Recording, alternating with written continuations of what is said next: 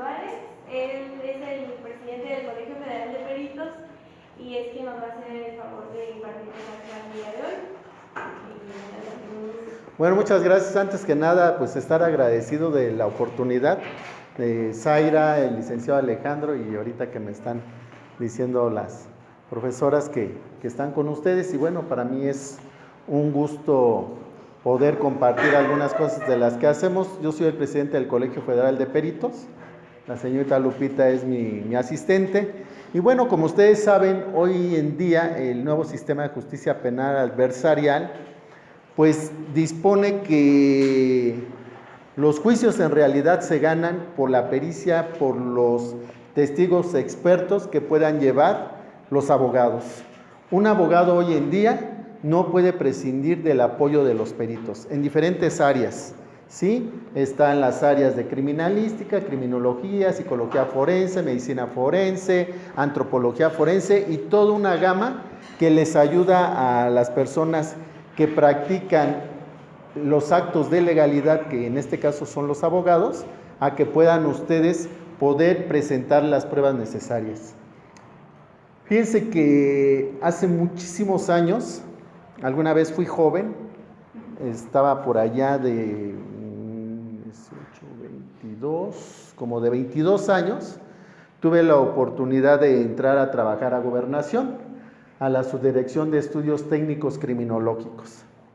Entonces, esto me llevó a conocer que algunas personas que han sido privadas de la libertad por diferentes circunstancias, ya sea que su proceso tuvo algunos vicios de procedimiento en lo que antes se llamaba la averiguación previa, o por la mala praxis, por la mala preparación de algunos abogados, la mala actualización, pues hacía que mucha gente estuviera privada de la libertad.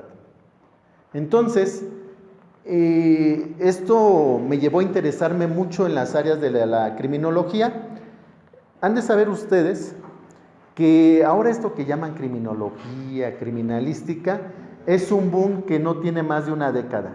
De 10 años para acá, ya todo el mundo se siente experto en levantamiento de huellas, en criminalística, confunden criminología con criminalística, es decir, confunden la palabra el por qué, que es el de la criminología, como en el cómo, que te lo da la criminalística, ¿sí?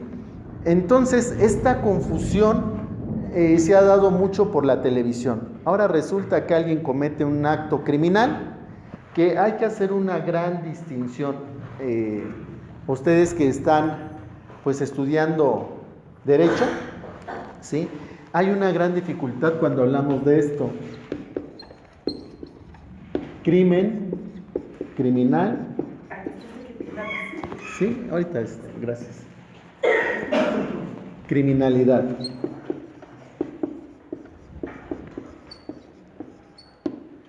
Criminalidad. Si un abogado no entiende que esto es distinto de delito, delincuente,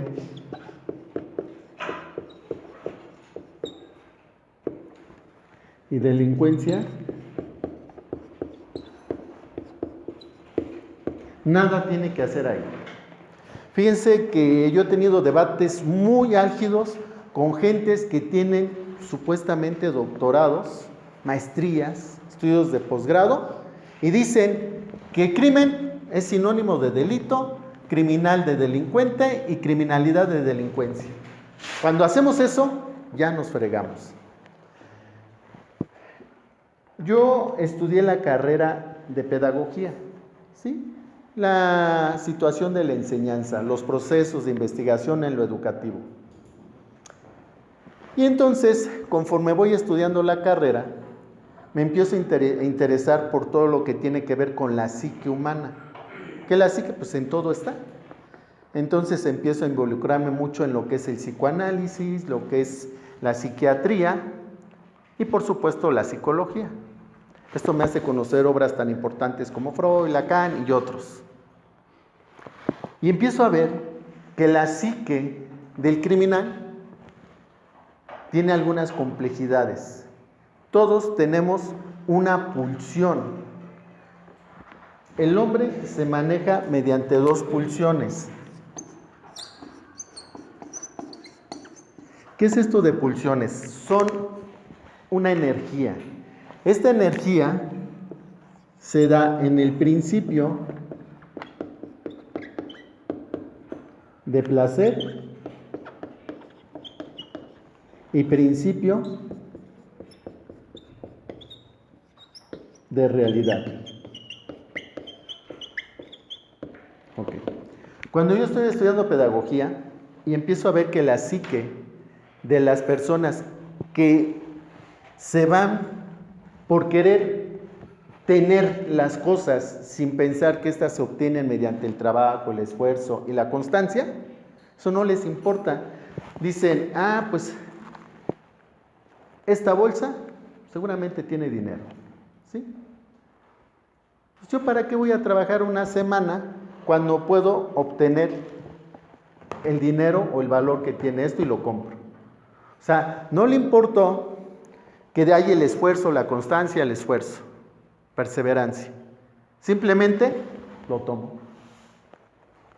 Y a mí no me importa que se me oponga. Yo lo voy a hacer porque me demanda esta pulsión, esta energía interna que está en la psique, que le podemos empezar a poner un apodo que se llama inconsciente.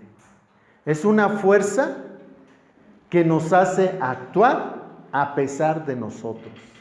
Dice Freud que este inconsciente es como decir que no mandamos en nuestra propia casa. ¿A qué me refiero? De repente, a lo mejor, pásese a sentar, por favor. Gracias. Pásese a sentar. Puede ser que la señorita a mí no me cayó bien desde que la vi, pero no se lo manifiesto, yo voy a ser amable, mucho gusto, bla, bla, bla, bla. Pero entonces yo de repente paso, estoy dando la clase con ustedes y ¡pum!, me tropiezo, pego en el vaso y la mancho. ¿Sí? Y le voy a decir, discúlpeme, no lo hice a propósito. Y ella seguramente va a decir, sin problema. De algunas, aclaro. Pero bueno, agarro, me tropiezo y le vierto todo el líquido en su ropa. Y ella me va a disculpar. Pero yo desde que la vi, algo no me cuadró. Me molestó porque a lo mejor tiene el pelo como lo tenía una novia mía que me despreció. Entonces, cuando yo veo el pelo, esto me va a hacer actuar de alguna manera que yo no voy a controlar. Y cada vez que yo veo una persona de pelo largo, así, voy a decir, es esa persona que a mí me despreció, que me hizo un mal gesto, lo que ustedes quieran y manden. Esa acción se llama acto fallido. Seguramente muchos de nosotros hemos tenido esos actos fallidos. De repente tu celular lo vas a poner en la mesa y ¡pum!, lo tiras. ¡Ay, se me rompió el celular! Pero resulta, les cuento la anécdota cuando Freud descubre los actos fallidos. Él, para entrar a su escritorio, tenía que hacerlo meticulosamente porque había varias piezas arqueológicas. ¿Bailamos de una vez? ¿Sí? Había varias piezas arqueológicas que las podía tirar de mucho valor. Entonces, Freud escribía al mismo tiempo 3 obras. Al mismo tiempo estaba escribiendo los actos fallidos, interpretación de los sueños, tótem y tabú y psicología de las masas y análisis del yo. Y escribía aquí, luego se pasaba al otro, pero teniendo cuidado de no tropezar porque podía tirar, en este caso, el café. ¿Sí? Y entonces entra una de sus cuñadas, ¿sí? Y le dice, ¿qué haces? Pues aquí, le dice, estoy trabajando. Eran piezas tan valiosas que dentro de esto que yo tengo que es valioso, digo, como que esta pieza no encaja aquí, ¿sí? Esta agua. Entonces él fumaba puro, ustedes saben eso, que él era adicto a fumar puro. Y entonces entra la cuñada y al observar su escritorio que tiene muchas piezas valiosas, le dice, oye, Sidgi, como que ese cenicero, un cenicero que tenía aquí, como que no hace juego con tu mesa, como que desentona. Yo te voy a regalar uno. Ah, danke, le dice él, ¿no? Gracias en alemán. Entonces se retira su cuñada y él sigue escribiendo y de repente tira el cenicero. Y dice, oh my God, bueno, en alemán, ¿no? Así como en español la traducción dice, oh, la madre, ¿no? Entonces lo tira. Pero Freud era muy dado a analizar todo lo que hacía. Ustedes adivinarán por qué precisamente pudiendo tirar cualquier de las piezas valiosas, tiró el cenicero que estaba ahí. ¿Quién me dice por qué lo tiró? ¿Qué le dijo su cuñada? Que si algo podía cambiar o no combinaba. No entonaba. Una pieza que pues, no es valiosa, como que debería desaparecer. ¿Y qué sucedió?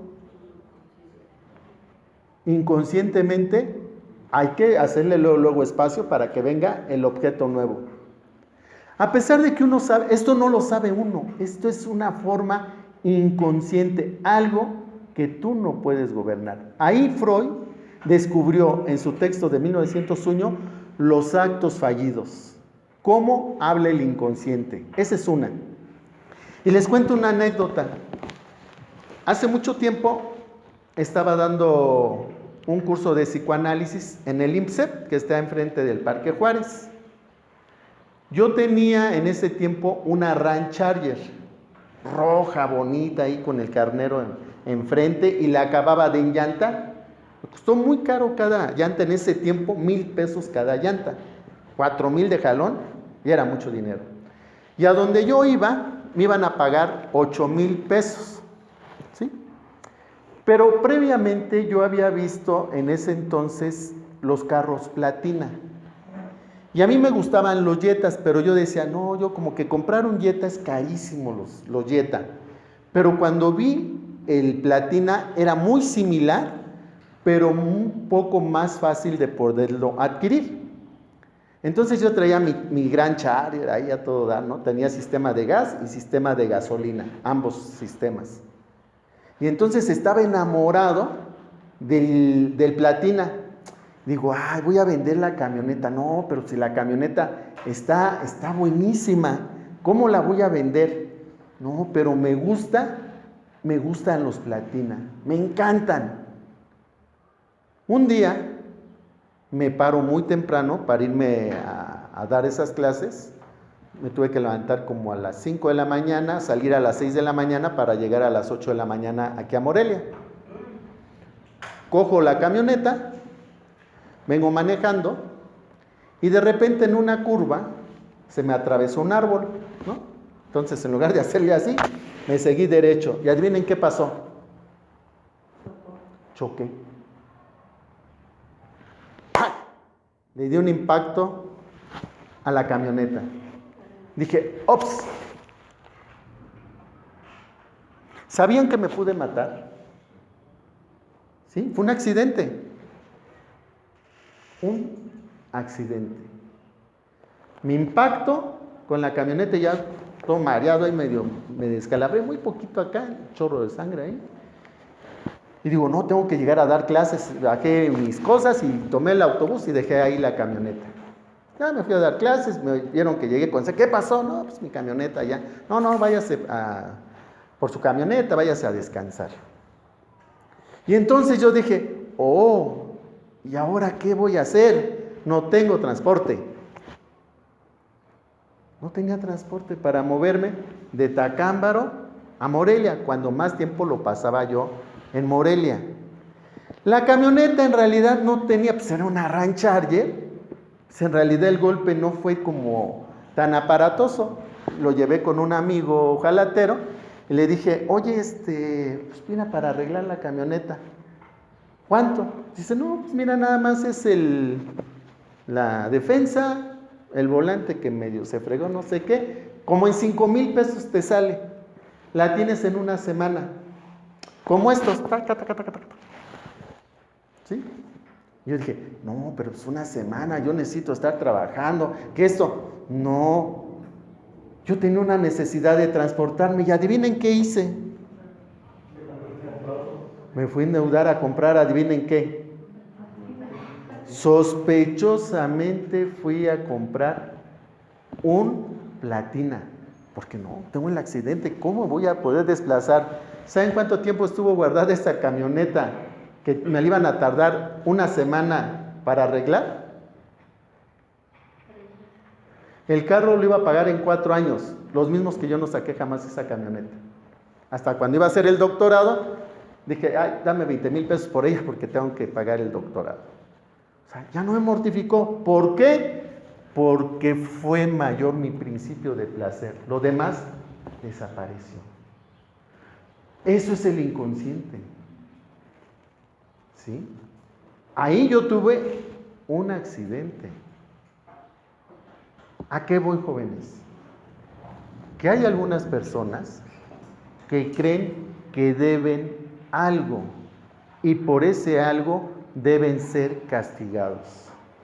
El filósofo más grande de la historia del siglo XX fue Luis Althusser.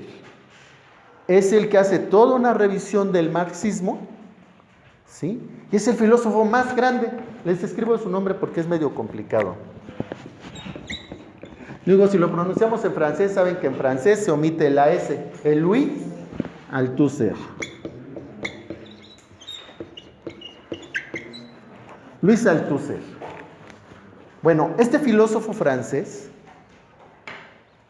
un día despierta y llama a su psicoanalista y le dice, ¿sabes qué? Acabo de matar a mi esposa.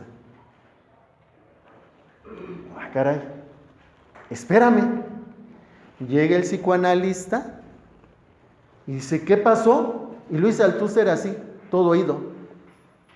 Dice, lo único que recuerdo es que yo estaba acariciando a mi esposa Hélène, que era más grande de edad que él. La empecé a acariciar y ya no supe más. Desapareció toda su situación y terminó asesinando a su esposa. Se convulsionó todo Francia y muchos países como el hombre más brillante que ha dado el mundo podía haber asesinado a su esposa cuando no había antecedentes de que se peleaban, de que tenían altercados, nada. Simplemente él dice que lo único que recuerda es que le estaba acariciando. Muchos años después, fíjense que una michoacana, apellida Navarro, ahorita se me olvida, Fernanda Navarro, decide ver qué pasó con Luis Althusser. Luis Althusser desapareció de la escena. ¿Qué pasó con Luis Althusser? Algo muy parecido a lo que le pasó a Sócrates. ¿Alguien sabe qué le pasó a Sócrates? ¿Qué le pasó? Tomó veneno. ¿Tomó veneno? ¿Por qué? Porque su sentencia resultó condenado. Condenado. Luis Althusser se le acusaba, es el padre de los filósofos. ¿Dije Luis Althusser? No, Sócrates. Sócrates fue acusado, es padre de los filósofos, por pervertir a la juventud.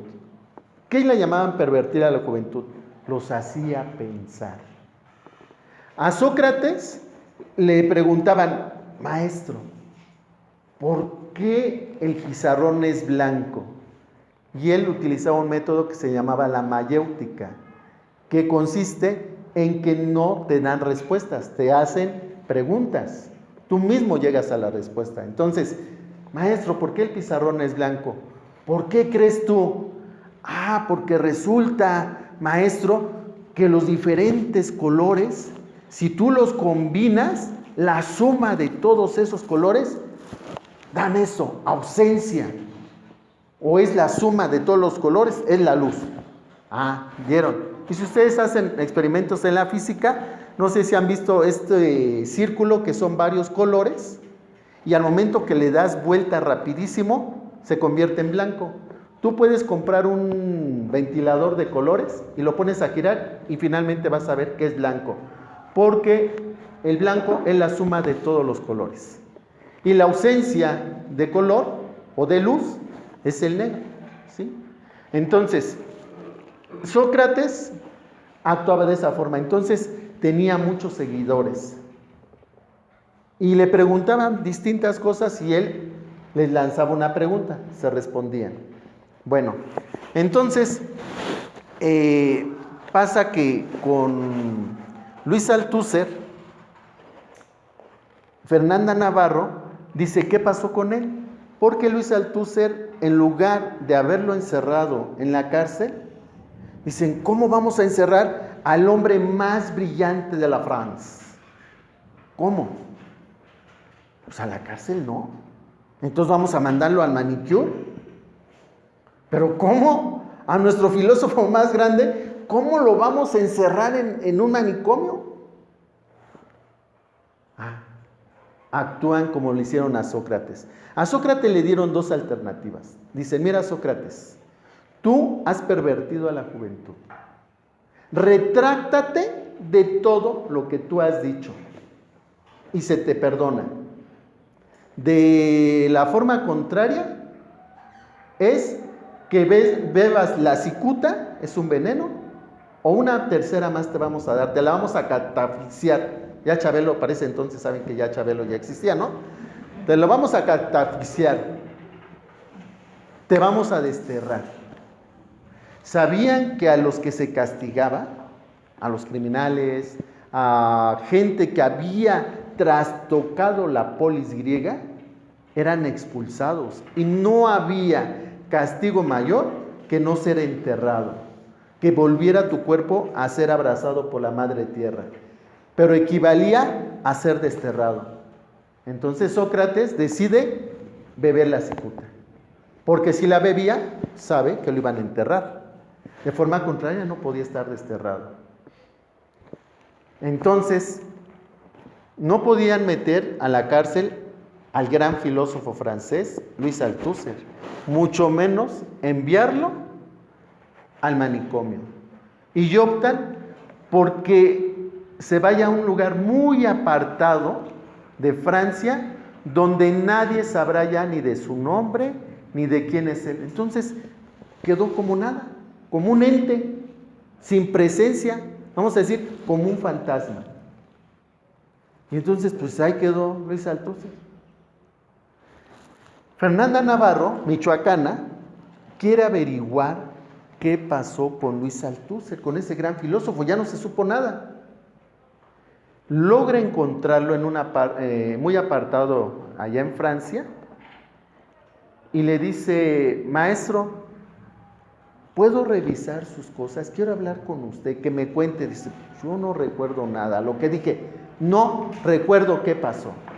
Dice, maestro, ¿puedo revisar sus libros, lo que ha hecho? Dice, en realidad ya no he hecho nada, pero haz lo que quieras. Entonces Fernanda Navarro empieza a hurgar cosas de su escritorio, a ver que si ha escrito algo, y en eso Fernanda Navarro saca un libro, y él cuando ve que va a sacar el libro le dice, ¡no! Y cae una carta de repente.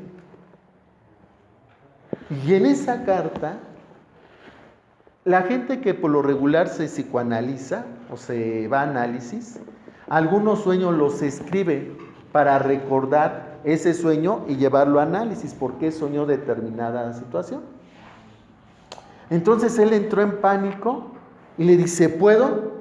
Dice, sí, haz lo que quieras. Él estaba muy retraído, pero entró en pánico cuando vio caer esa carta. Y entonces Fernanda Navarro empieza a leer la carta, y en esa carta él narra un sueño que tuvo 10 años antes de matar a Helena. 10 años antes. Tiene un sueño en el que él dice que ve que degüella, que asfixia a una mujer. Dice, pero no sé, la confusión es que no sé si es mi madre, mi esposa o mi hermana. O sea, no sé, simplemente que una mujer la asfixió. 10 años antes de su conducta criminal. ¿Qué quiere decir esto? Que en nuestro inconsciente traemos ciertas cosas que tarde o temprano habrá algún factor, algo que desate eso. Por eso a muchos nos angustia que del lado que ustedes están en este momento, algo como este tronido me puede hacer pasar de aquel lado. ¿Qué? No lo sabemos. Por eso nos angustia y nos atrae tanto a algunas conductas de este tipo. ¿Están ahí? ¿Qué las desarrolló o qué me impulsó a hacerlo? Varios de ustedes, cuando tuvieron la conducta que los trajo acá, simplemente lo hice, pues, finalmente, ¿qué hago? ¿Qué pasó con Luis Althusser? Fíjense, encuentran esta carta. ¿Cómo era posible? Se llama, lo hicieron un libro, Un sueño premonitorio de Luis Althusser. O sea, él ya sabía que iba a privar de la vida a su esposa, porque él no sabe, él dice que es una mujer a la que asfixia. Pero ustedes creen que llega alguien, no, pues yo ya soñé esto, voy a... No, él lo escribió y se quedó guardado ese sueño. Nunca lo llevó a análisis, simplemente ahí se quedó. Nosotros hemos insultado a gente, hemos tenido pensamientos, sueños que nos asustaríamos, nos asustamos nosotros mismos de lo que soñamos, de lo que pensamos. De hecho, hay Sí. algunas ocasiones que a todos nos ha pasado que soñamos ciertas cosas y se nos hace realidad.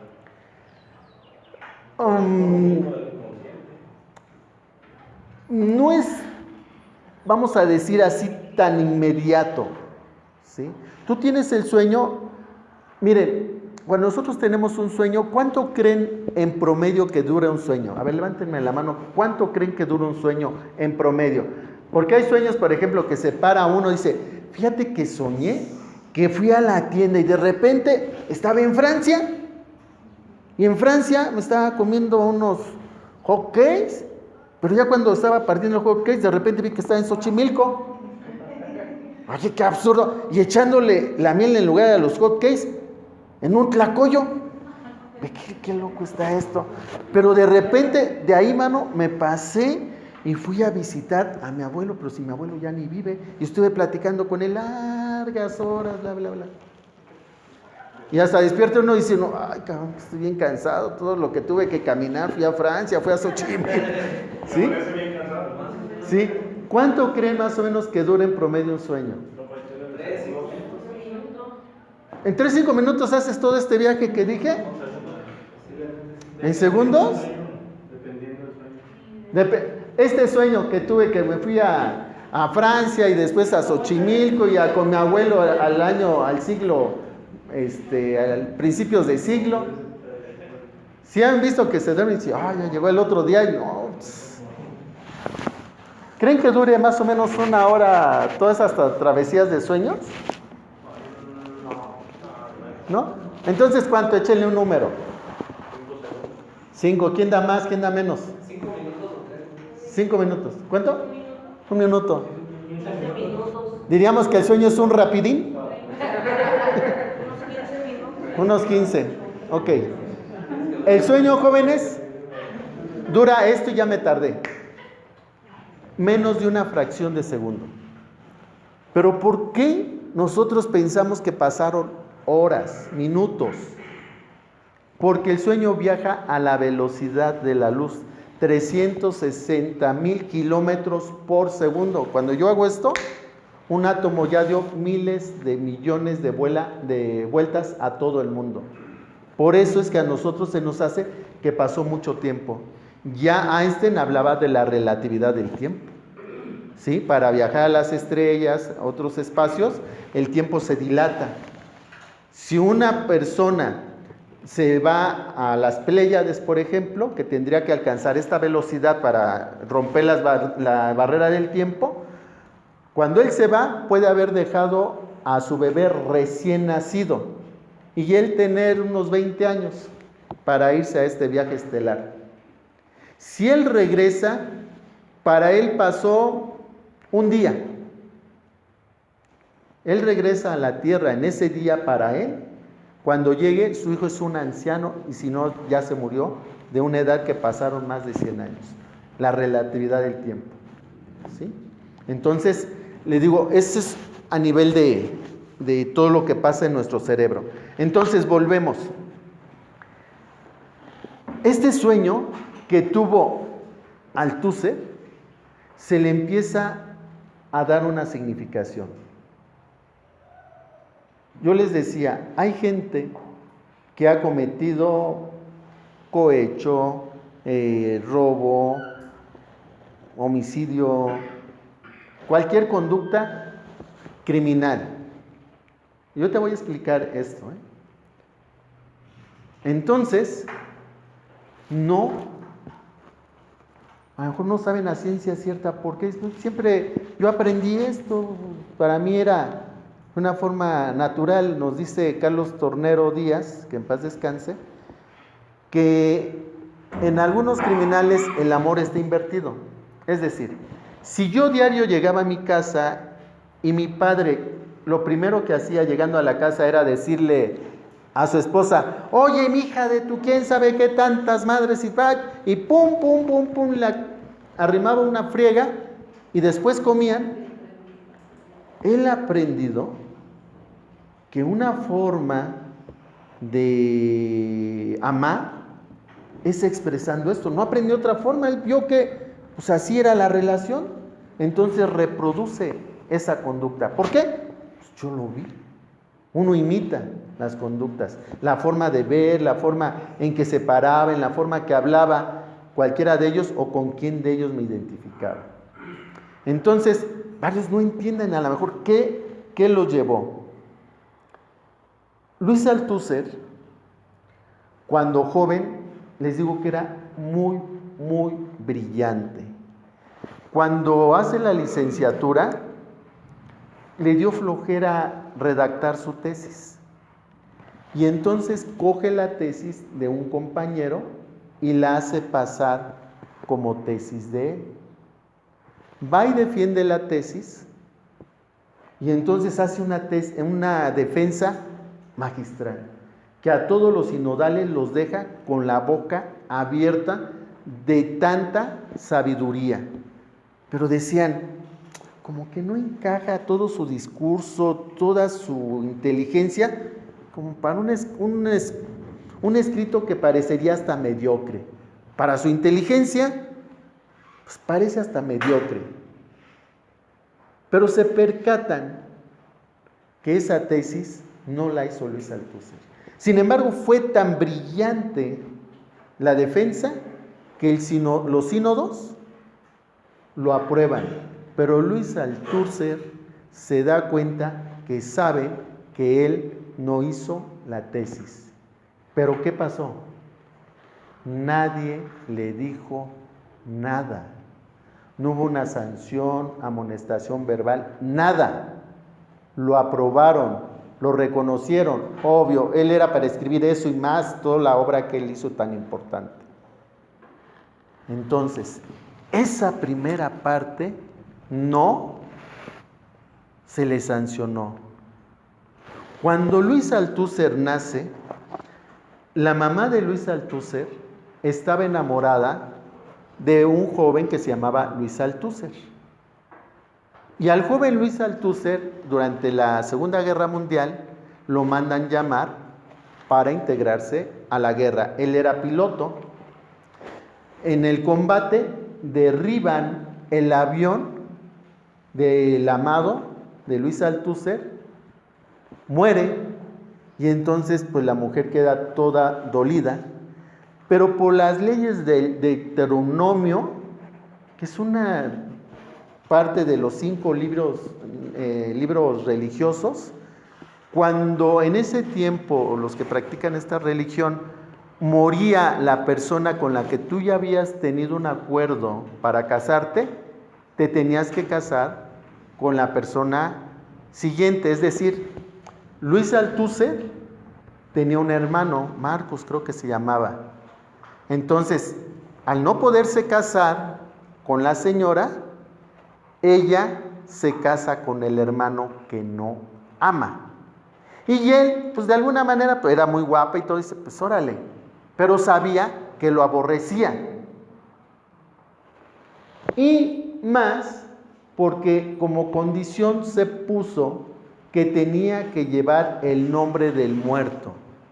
Y Luis Althusser en su biografía, El camino es largo y sinuoso, se llama su libro, dice, yo desde que nací, ya nací muerto.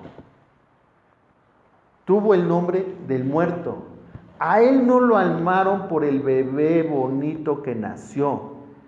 Él lo amaban porque le recordaba al que murió, pero que era despreciado por el mismo padre, porque sabe que lo amaba porque tenía el nombre del hermano del muerto.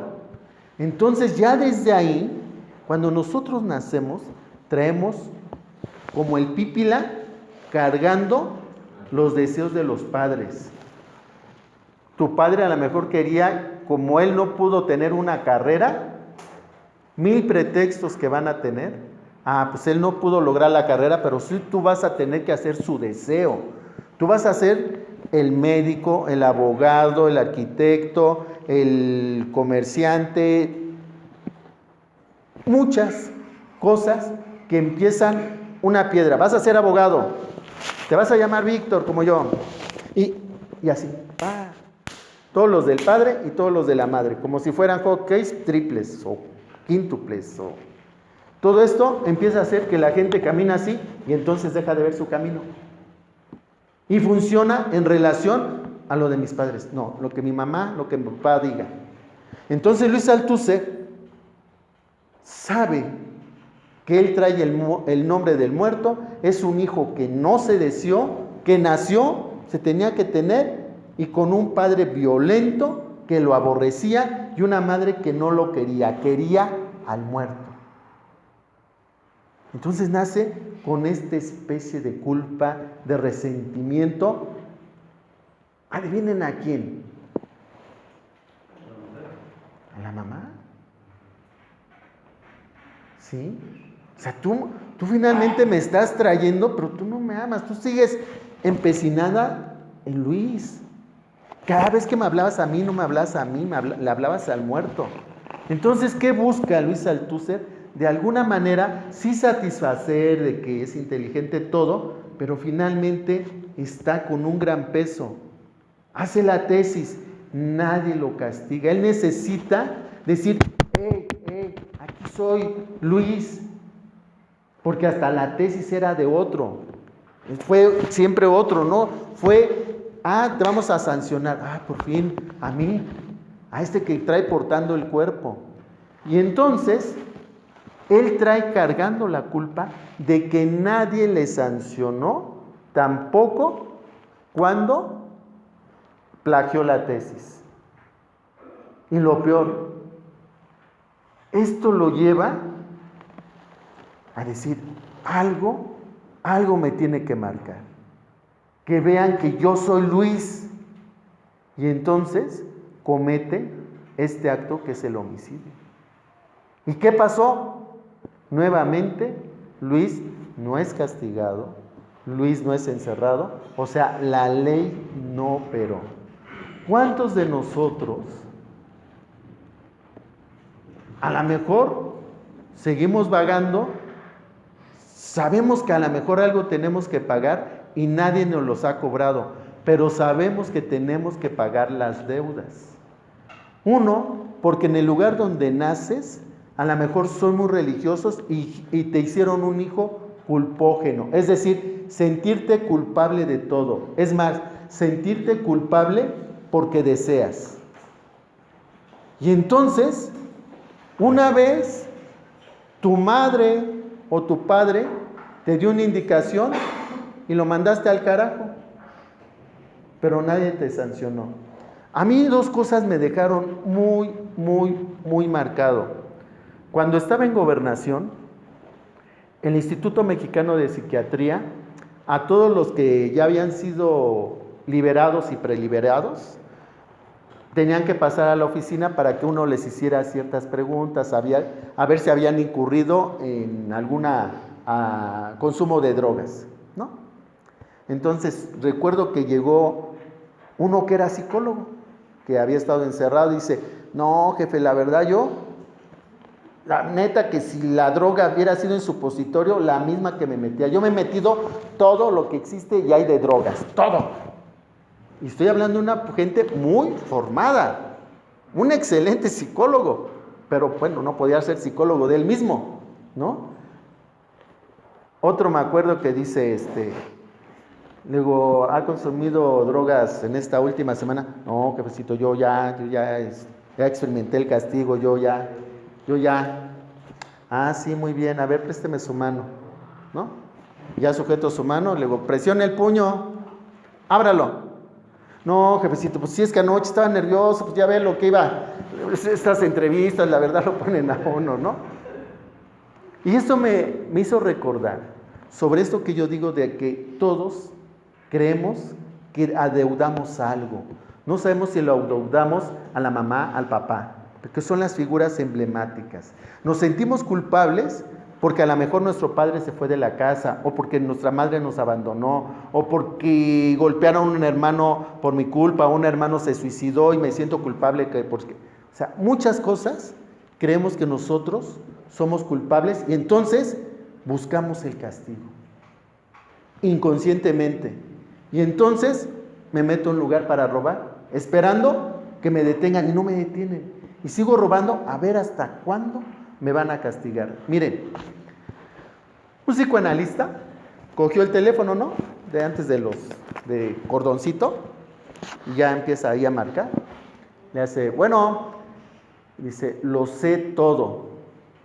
Y el del otro le dice, ¿sabes todo de qué? Lo sé todo. Ah, por favor, no le vayas a contar a nadie, pensé que nadie me había visto. Está bien, pero no lo vuelvas a hacer. Y cuelga. Vuelve a levantar la bocina y marca otro número, ¿no? De tantos amigos que tenía. Y lo mismo, lo sé todo. Oye, por favor, no le cuentes a mi esposa, porque si no, mira que me voy a divorciar, por favor, no le... Está bien, pero no lo vuelvas a hacer. Y colgaba. Y así, a todos nada más les decía, lo sé todo. Y ya sea que, es que no me quise robar el carro, de verdad, yo lo dejé luego, es que tenía una emergencia, pero no le cuentes a nadie, por favor. Está bien, pero no lo vuelvas a hacer. Cualquier llamada que hacía, todos empezaban a soltar la sopa, porque todos tenemos un secreto. Y en una de esas, coge el teléfono, le hace, lo sé todo. ¿Sabes todo de qué? Lo sé todo. Chinga tu madre. Y agarra, y cuelga, ¿no? Dice, no, si no cayó, ¿no? Y de repente, ¡trin! Bueno, está bien, pensé que nadie se había dado cuenta, por favor, no le cuentes a nadie. ¿Sí? Si ustedes hacen eso, yo les aseguro que todos vamos a confesar algo que no. Solitos nos denunciamos. Vuelvo. Los actos fallidos es una cuestión inconsciente. Yo no me estrellé pudiéndome poner en peligro, es más, pudiéndome llevar a otra persona. Iba en la madrugada, pero ¿qué tal que ahí había cerca una casita? Precisamente ese árbol evitaba que yo me hubiera metido hasta la casa. ¿Sí? ¿Por qué? Porque era mayor mi deseo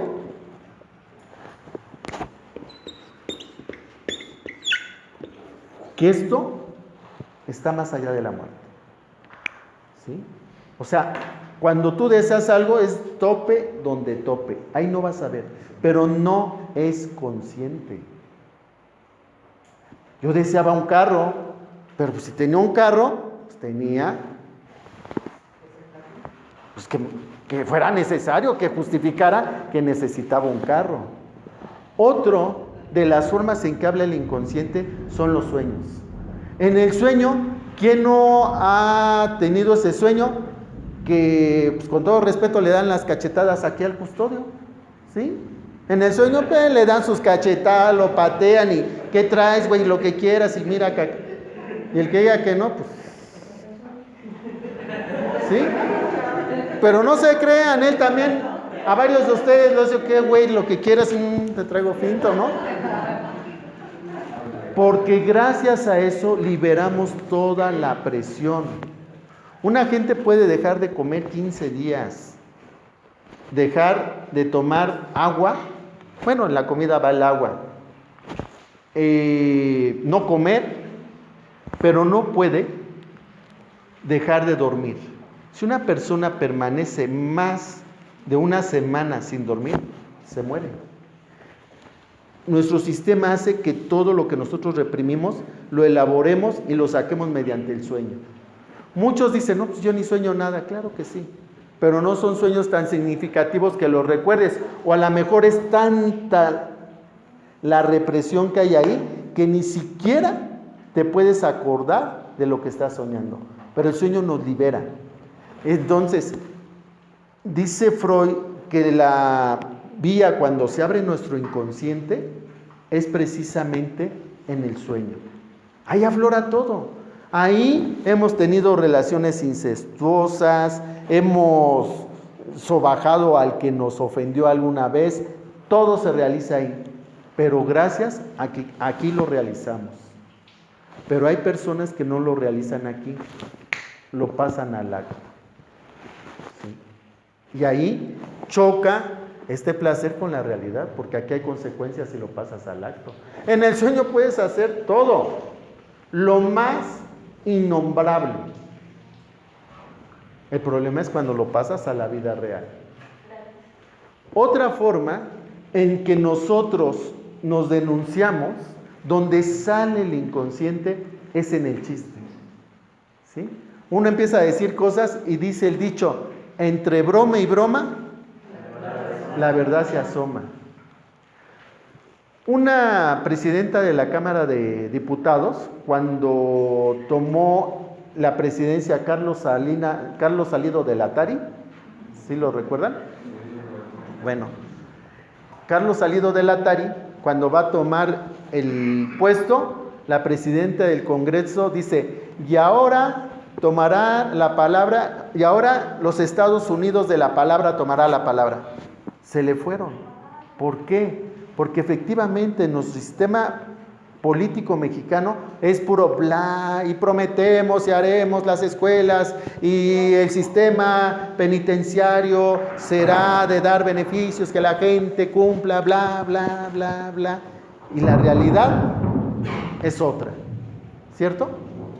Bueno, entonces, los actos fallidos, eso de que, ay, perdón, te pegué, no quería hacerlo, perdón, claro que querías hacerlo, pero fue inconsciente.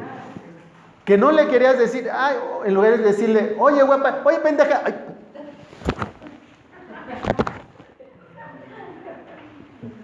Perdón, no quise decir, claro que sí, pero fue tan débil tu sistema represor que salió. O sea, no todo lo puedes guardar, tienes que sacarlo. ¿Sí? Entonces, actos fallidos, sueños, lapsus, que son estos que dicen, se te chispoteó, se te salió, son lapsus, ¿sí? Y el chiste, es como se revela nuestro inconsciente. La pregunta importante aquí, por lo que me invitaron, ¿por qué querer estudiar Derecho y no peluquería, no talabatería, no... Pues hay algunas otras opciones? ¿Por qué? ¿A quién quiero enmendar? ¿O quiero castigar a alguien? Pero para castigar a alguien entonces me debo meter al mismo sistema social. La única forma de chingármelo es mediante esto, porque me va a dar ciertos parámetros. me voy a amparar en algo que se llama justicia. El problema de la palabra justicia, que algo que para ti es justo, puede ser que para el otro no. Hablar de justicia es hablar de todo y nada. Es un verdadero problema. ¿Quién puede impartir justicia? O sea, tú eres tan probo, tú tienes la facultad para poder decidir. Creo que la única persona sabia para poder dirimir los conflictos era Salomón, el rey Salomón. Pero no hay muchos reyes Salomones, ¿no? Entonces, pues una vía para llegar a eso que se llama impartir justicia, bueno, es saber sobre las leyes. Otra cosa que me impactó a mí cuando empecé a estudiar todo esto de criminología, psicología forense y demás, es que tuve la fortuna de que grandes de mis maestros fuera Juan Pablo de Tavira y Noriega.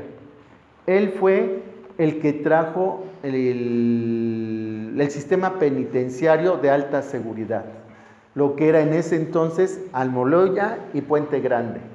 Ahora hay más como de alto impacto, que pues, es una risotada a lo que son Puente Grande en ese tiempo y Almoloya de Juárez. Una persona de verdad incorrompible, una persona muy dedicada. La gente que trabaja en estos sistemas, la verdad yo lo digo que es heroico. Porque no solamente ustedes están aquí, también los custodios viven aquí, pierden su familia, es decir, su familia son ustedes. Y ustedes sin querer pasan a ser su familia. El problema es el isomorfismo, ¿eh? ¿Qué es el isomorfismo? Es como que se empiezan a contagiar, ¿sí? El personal, los custodios, se empiezan a pensar, a sentir como alguien que transgredió la ley, ¿sí? Y algunos de ustedes, si entraron por algún motivo, pues de tanto escuchar a sus otros compañeros que a lo mejor tuvieron otra conducta más grave, pues entonces empiezan a perfeccionar la que tenían, o si a lo mejor no tenían tanto rencor social, puede que se active el rencor social, o ¿qué va a pasar? Cuando yo escuchaba al doctor Juan Pablo de Tavira y Noriega, a mí me impresionaba su forma de ser, su ética. Y uno de los hombres más poderosos, que es el Chapo Guzmán, cuando lo detuvieron por primera vez y cuando sintió que era amar a Dios en tierra de indios, fue cuando ingresó al Almoloya. Lo detuvieron, pero por desgracia era el doctor Carlos Tornero Díaz, Juan Pablo de Tavira y Noriega, el director.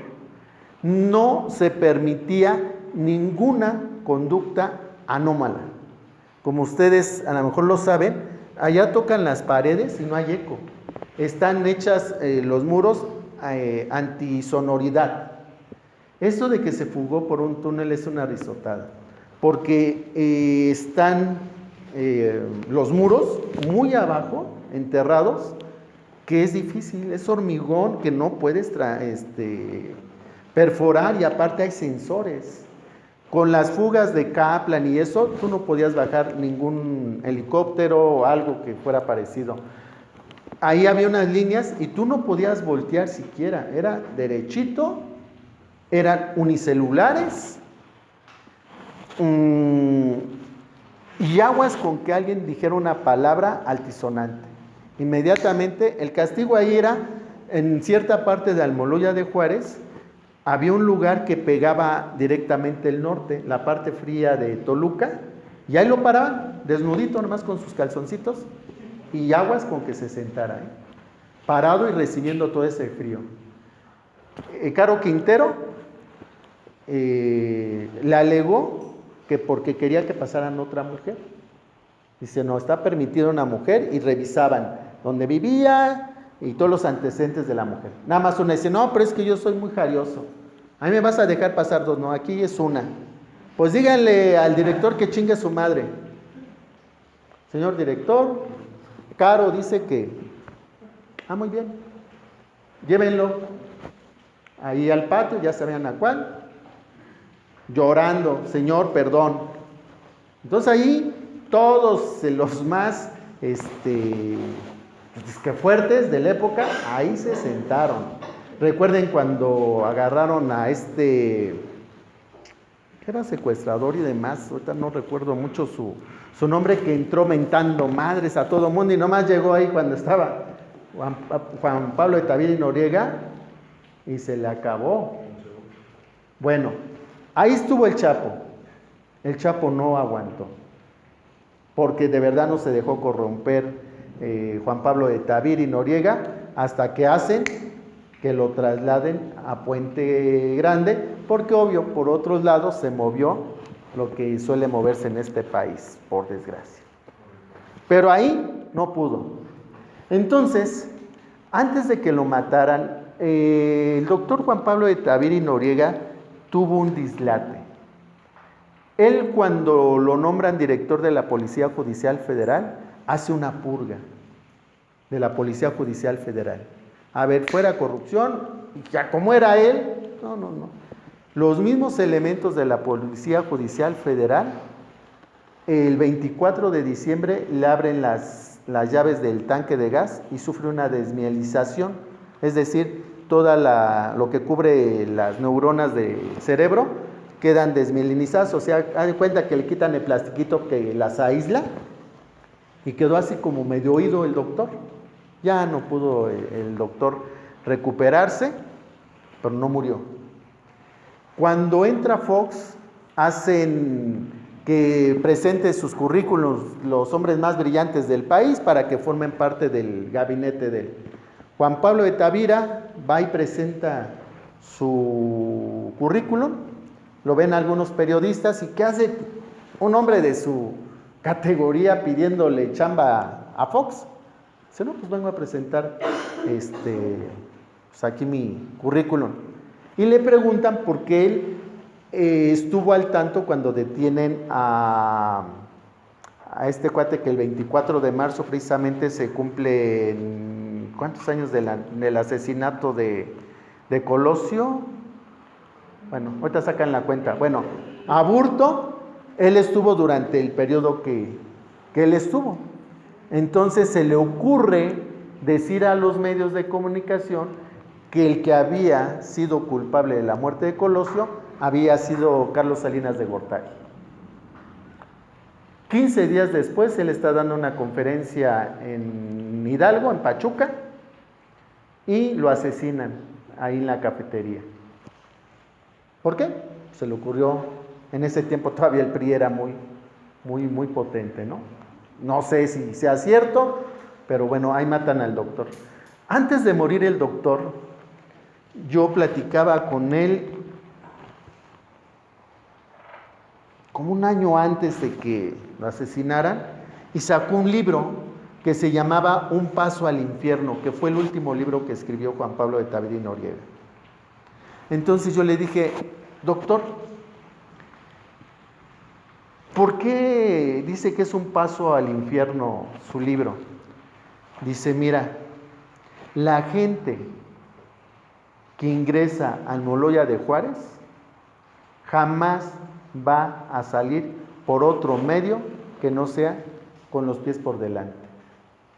Ese sistema está pensado para que ni siquiera se atrevan, antes de que diga esta palabra. Estando yo trabajando en la Subdirección de Estudios Técnicos Criminológicos, que dependían de la Dirección de Ejecución de Sentencias, es decir, donde se mandaban, sí, para penitenciarías como Santa Marta, Catitla, que la penitenciaría que hay, o Ceresos, o los Ceferesos, ahí se dirimía qué hacer. Entonces dije, como ya había conocido yo al Moloya de Juárez cuando estábamos estudiando, nos permitió dar un paseo. Quiero decirte que tú entras al Moloya de Juárez a 3 metros, tú ya no sabes dónde estás parado. Pierdes la noción del tiempo, pierdes la noción de ubicación. Está hecha de tal manera que es una especie de laberinto precisamente para que tú nunca sepas dónde estás parado. ni siquiera te puedas orientar por las estrellas porque pues, no van a verlas, ¿no? Entonces pierdes todo tipo de sensación. Entonces, como yo estaba ya muy metido en todo lo que era penitenciarismo y psicología forense y demás, hago mi solicitud para poder ingresar a Almoloya de Juárez. Y todo lo pasé, salvo una pregunta. Y esa pregunta era la más importante. Yo pude haber reprobado todas, de 5, todas, menos esa. Me dijeron que por qué quería ingresar al Almoloya de Juárez. Y yo puse que para que los internos escaparan y se liberaran, pero lo dije metafóricamente, ¿sí? Que a través de inculcarles expectativas de que podían ser algo mejor, podrían liberar su mente. Si bien sus cuerpos estaban encerrados, que esta parte no quedara apresada, que fuera libre.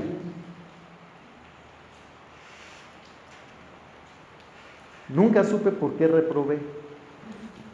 Hasta que yo, teniendo la plática con el doctor, le hice esa pregunta. Porque Almoloya de Juárez no se puede permitir siquiera que la gente tenga esperanzas de vida. Todos los colores, todo está diseñado para que ustedes no tuvieran la oportunidad de estar sentados ahorita, y menos escuchando este tipo de plática, ¿eh? No, ya me encerrarían ahorita, ese pinche loco, ¿quién lo trajo? Está echándonos el sistema, ahorita va a haber un motín. No, ahí ni siquiera los colores, todo era para acabar tus sensaciones, es decir, crear zombies. Obvio, salió el director y Almoloya de Juárez ya es una risotada. Pues ya saben, ha habido fugas, bueno, es que las fugas, hay ejecuciones, mataron ahí al pollo, y bueno, tantas cosas que les pudiera platicar, ¿no? ¿Sí? Entonces, cuando yo recibo la invitación y de que veo que hay inquietud, dije, cañón. Entonces, no están presos. Preso es alguien que ni siquiera se atreve a tener una esperanza, una expectativa, es más, a revisar cómo fue su proceso. Y entonces, ¿qué tengo como herramientas? ¿De dónde voy a sacarlas? De ahí. Los hombres más importantes de este planeta, el hombre que nos dio la literatura, la lengua castellana, fue Miguel de Cervantes Saavedra. Su obra maravillosa fue gracias a que estuvo encarcelado. Él fue acusado de transgiversar ahí unos fondos, él cobraba impuestos. Entonces, como en todos tiempos ha pasado, dicen que ahí se distrajo con un dinero, ¿no? Y vas para adentro, lo encerraron y ahí produjo su mayor de las obras. ¿Ustedes han escuchado el libro del Príncipe? ¿Sí? Lo escribió Maquiavelo, pero lo conocemos como El Príncipe de Maquiavelo, como si fuera el título de la obra, y no. Se llama El Príncipe y lo escribió Nicolás Maquiavelo. Él dice cómo se debe gobernar, cómo atender al soberano. Y se han malinterpretado por otros, que es decir, tú chingatelo, tú enriquécete, no es cierto. Él dice, hay que dar todo porque la gente que tú gobiernas no se sienta agredido, se sienta protegido porque le estás dando el poder a este Estado. Entonces son las formas de gobernar. También lo encierran porque él había escrito en contra de la gente que estaba en el poder y para adentro. Y entonces escribe esta obra del Príncipe. Allá por 1942, Gregorio Cárdenas Hernández, no sé si recuerdan ese nombre, pero entonces van a recordar si yo les hablo del Goyo Cárdenas, ¿sí? Que era un asesino serial. ¿Sí lo recuerdan? Fue muy famoso. Es uno de los primeros que se llaman asesinos seriales en México. Hay otros, pero ¿por qué hablo de Gregorio Cárdenas? Fíjense que Gregorio Cárdenas era un hombre muy brillante. Él estudiaba química. Entonces, todas las noches se la pasaba estudiando. Y se empezó a obsesionar en descubrir algo para revivir a los muertos. De tanto estudiar, pues se le empezaron a cuatrapear las velocidades, ¿no? En ese tiempo, un joven de 18 años, era impensable que tuviera un automóvil. ¿Sí? ¿Sí, Goyito?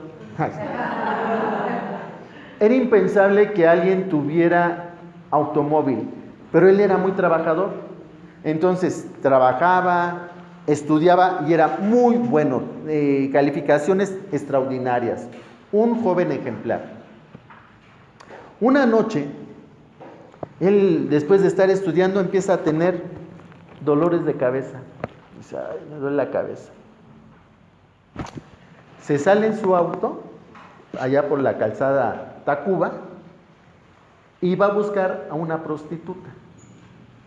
¿Sí? Va por la prostituta y pues lo veían en carro, pues, órale. Y se la llevó a su casa. De repente está con la prostituta y él dice que empieza con una cuerda a hacerle así. Y de repente se da cuenta que ya está muerta. Entonces le empieza a aplicar ahí los menjurjes que él estaba preparando para ver si revivían. Y pues no. Y él seguía trabajando. Pues, yo nomás recordaba que el dolor de cabeza. Pasa otro día, otra vez la jaqueca, el dolor de cabeza, me voy a despejar. Y otra, y lo mismo. De repente, está muerta. Y otro día, y de repente, ¡guas! Está muerta. El Goyo Cárdenas era un tipo, era joven, muy inteligente y era un tipazo. Y aparte, pues tenía dinero para vestir bien. Él anda con una mujer, Graciela, y de repente también la mata. 4. El papá de Graciela y la mamá le dicen al Goyo, oye Goyo, ¿y qué pasó? ¿Dónde está Graciela? No sé, yo la vine a dejar aquí a la entrada. Oye, no, ¿cómo que a la entrada? ¿Se salió contigo? Y no, pues yo aquí la dejé. Y andan buscándola, pero los padres son muy intuitivos, sobre todo las mujeres. Dice, no, este cabrón algo le hizo. Entonces, la policía de ese tiempo también era muy investigadora. Y la señora se pone a espiarlo y el papá. Y entonces, un día que se sale el Goyo, la señora se mete a la casa que rentaba y de repente, pues a ver si la tenía ahí retenida algo, y pues no la ve, y buscando, y como que ven en el patio, como que asomaba un piecito por ahí. Y la mamá dice, ¡Graciela! Y se va corriendo y empieza a quitar ¡ay, cabrón! No, esta no es. Y de repente ve otro bultito, ¡Graciela! Tampoco, y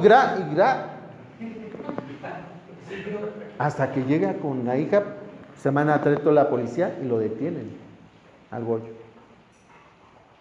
¿Sí? Y el Goyo al bote. ¿Sí?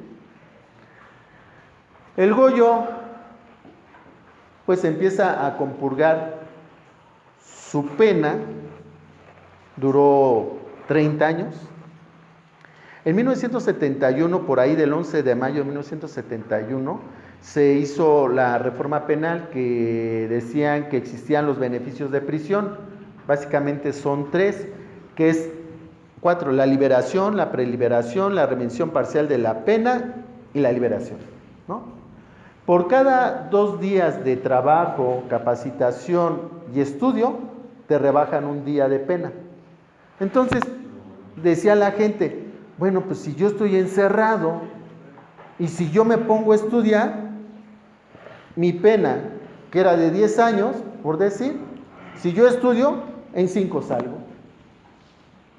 Y con el beneficio, porque mucha gente que ha ingresado a estos sistemas ha terminado no solamente la primaria, sino secundaria y licenciatura.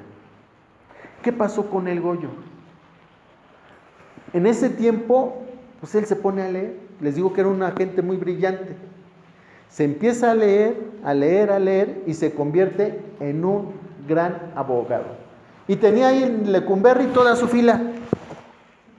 En toda su fila y ahí estaba ahí, haciendo pues sus escritos, presentándolos, todo.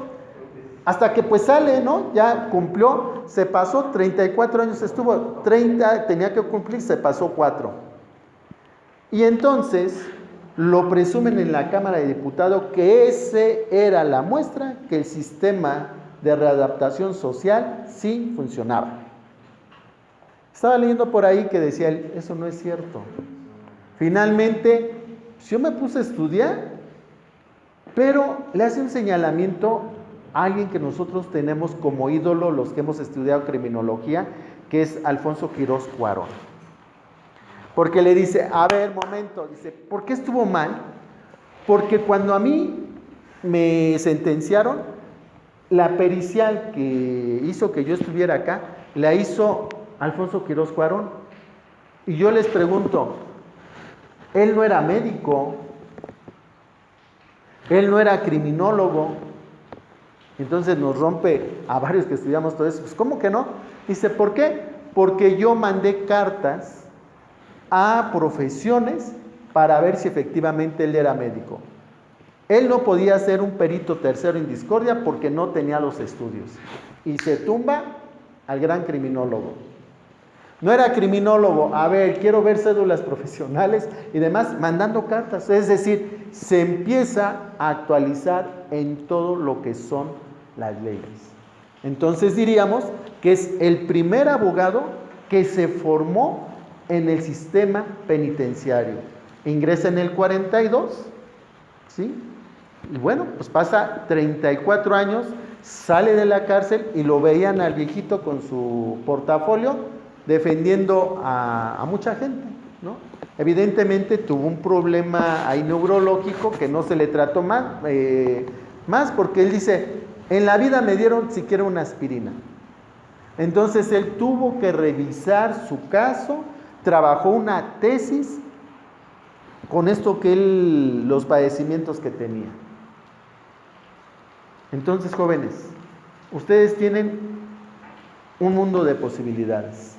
1, que la única forma de salir de aquí no va a ser como el Moloya de Juárez, así con los pies por delante.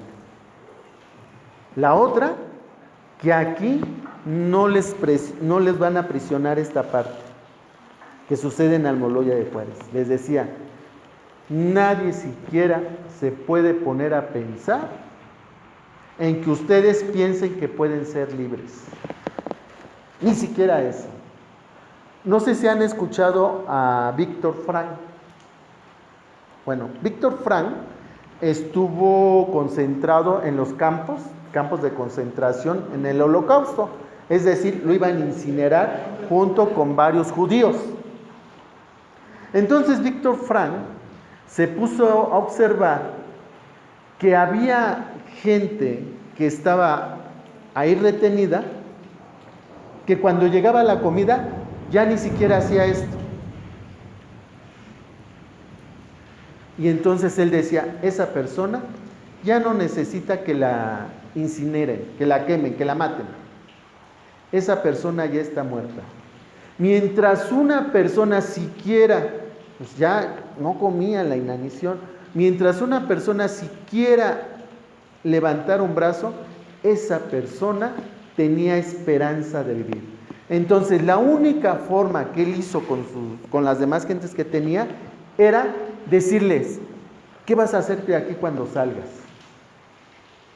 Entonces decían, no, pues yo voy a buscar a mi familia, yo voy a viajar,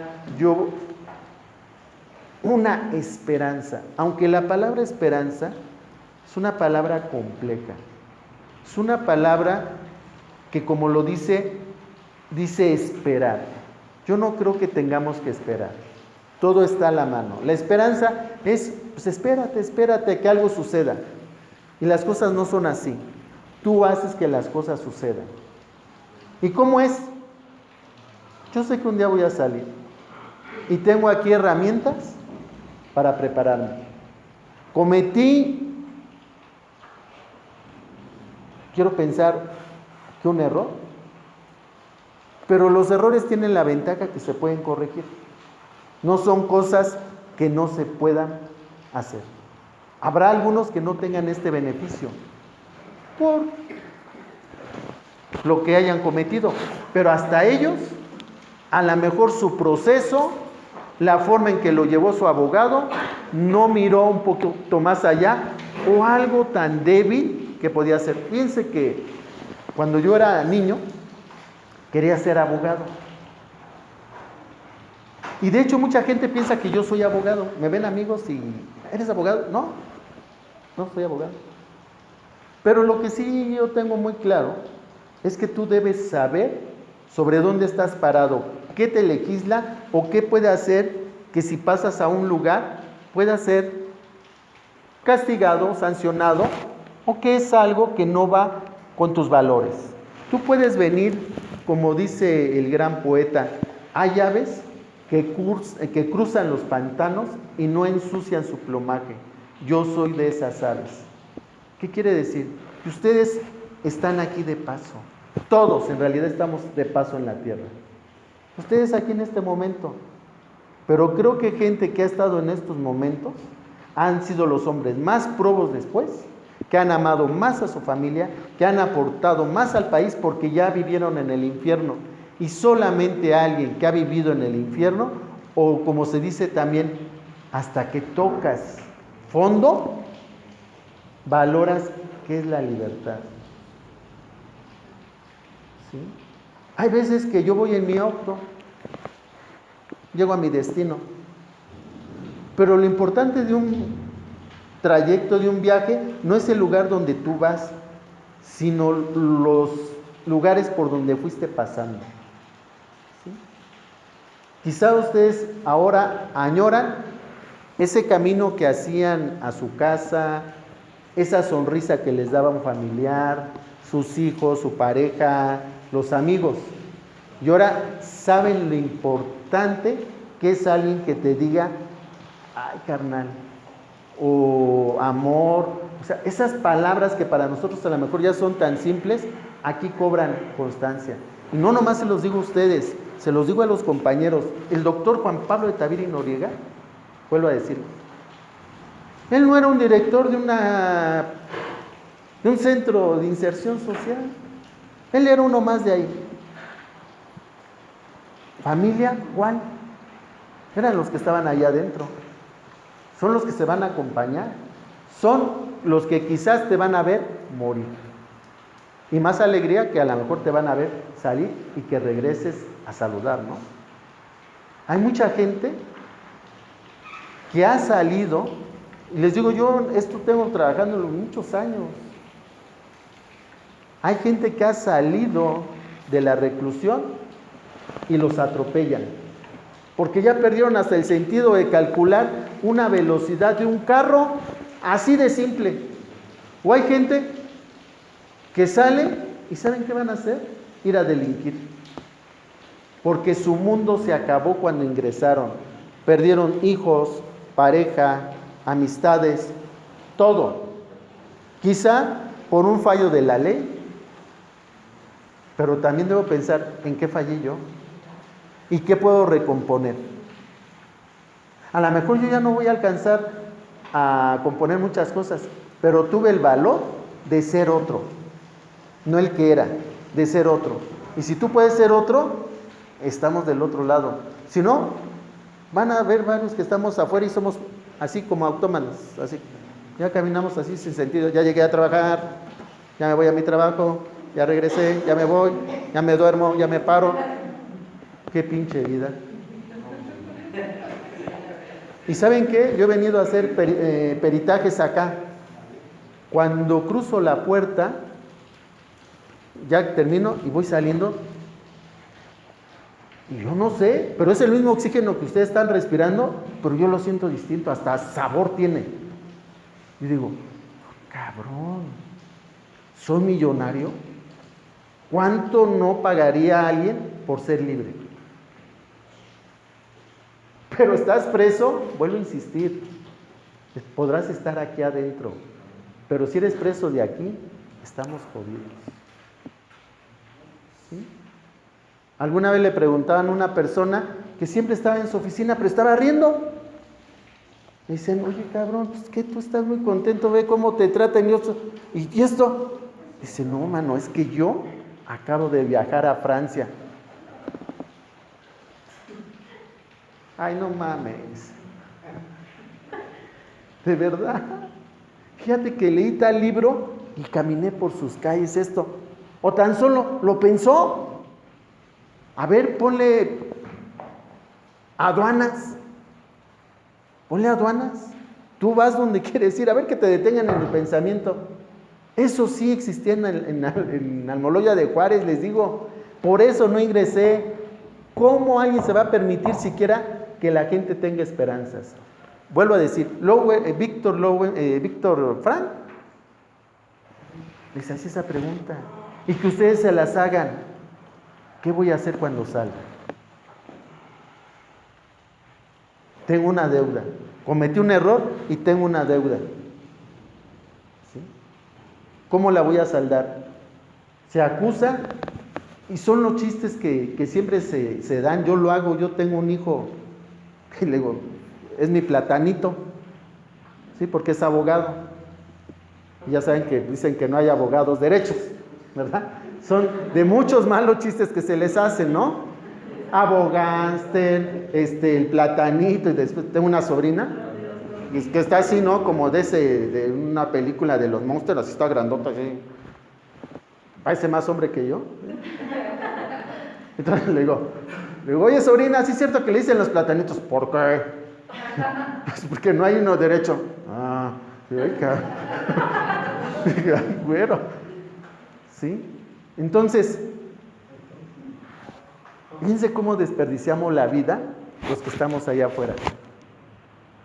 Les voy a decir por qué. Llegas a tu casa,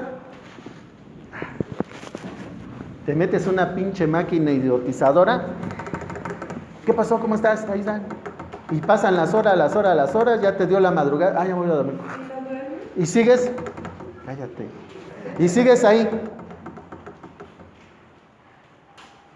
Y te perdiste que la luna que estuvo muy brillante, te perdiste que está lloviendo. ¡Puta, qué maravilla! ¿Sí? ¿Cómo? Sí. O sea, vuelvo a insistir, nadie sabe valorar lo que es la libertad. Por eso surgió este sistema. Porque sabían que tú no le podías pegar a la gente con dinero, con decir vamos a darle unos cabronazos. No, porque a esta gente que dice prefiero morir porque ya voy a ser libre siquiera. Aquí ustedes tienen la oportunidad que como no tienen internet, espero que no lo tengan, de verdad lo deseo de corazón. Como no tienen internet, no van a estar en el pinche aparatito mandando mensajitos todo el día, fregándose el dedo y que les duela al rato, porque entonces sí van a agarrar esos instrumentos que se llaman libros y entonces sí van a empezar a leerlos, a empezar a saber qué dice entre líneas, a incrementar su lenguaje. Yo he conocido gente que ha estado encerrada y dices, ay, hijo de la fregada, este cuate, qué preparación. ¿Por qué? Porque se dedicó. No tenía otros dispersores que llamamos nosotros libertad.